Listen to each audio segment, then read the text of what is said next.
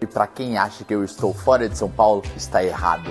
Hoje eu me encontro em uma casa maravilhosa no bairro do Pacaembu, a poucos passos da Praça Charles Miller, 4 suítes, 720 metros de terreno e área construída 450 metros. Marque a sua visita e venha conhecer.